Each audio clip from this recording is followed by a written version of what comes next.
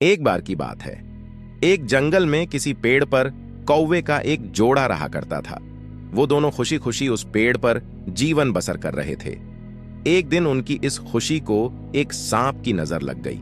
जिस पेड़ पर कौवों का घोंसला था, उसी पेड़ के नीचे बने बिल में सांप रहने लगा था। जब भी कौवों का जोड़ा दाना चुगने के लिए जाता, सांप उनके अंडों को खा जाता था और जब वो वापस आते तो उन्हें घोंसला खाली मिलता था, लेकिन उन्हें पता नहीं चल पा रहा था कि अंडे कौन ले जाता है। इस प्रकार से कई दिन निकल गए। एक दिन कौवे का जोड़ा दाना चुगकर जल्दी आ गया तो उन्होंने देखा कि उनके अंडों को बिल में रहने वाला एक सांप खा रहा है। इसके बाद उन्होंने पेड़ पर किसी ऊंचे स्थान पर छुपकर अपना घोंसला बना लिया। सांप ने देखा कि कौवों का जोड़ा पहले वाले स्थान को छाड़कर चला गया है, लेकिन शाम होते ही दोनों वापस पेड़ पर आ जाते हैं। इस प्रकार कई दिन निकल गए। कौवा के अंडों में से बच्चे निकल आए और वो बड़े होने लगे।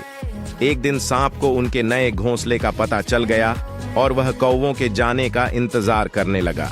जैसे कौवे घोंसला छोड़कर गए, सांप उनके घोंसले की ओर बढ़ने लगा, लेकिन किसी कारण से कौवों का जोड़ा वापस पेड़ की ओर लौटने लगा। उन्होंने दूर से ही सांप को उनके घोंसले की ओर जाता देख लिया और जल्दी से वहां पहुंचकर अपने बच्चों को पेड़ की ओट में छुपा दिया। सांप ने देखा कि घोंसला खाली है तो वह कौवों की चाल समझ गया और वापस बिल में जाकर सही मौके का इंतजार करने लगा। इसी बीच कौवे ने सांप से पीछा छुड़ाने के लिए एक योजना बनाई। कौवा उड़कर जंगल के बाहर बने एक राज्य में चला गया। वहां एक सुंदर महल था। महल में राजकुमारी अपनी सहेलियों के साथ खेल रही थी।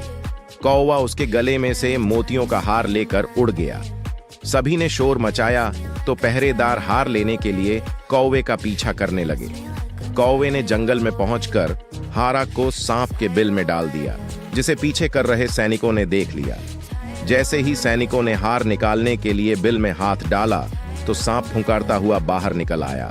सांप को देखकर सैनिकों ने तलवार से उस पर हमला कर दिया, जिससे सांप घायल हो गया और अपनी जान बचाकर वहां से भाग गया। सांप के जाने के बाद कौवा अपने परिवार के साथ खुशी खुशी रहने लगा। कहानी से सीख, हमें इस कहानी से यह सीख मिलती है कि कभी भी निर्बल का फायदा नहीं उठाना चाहिए। साथ ही मुसीबत में समझदारी से काम लेना चाहिए।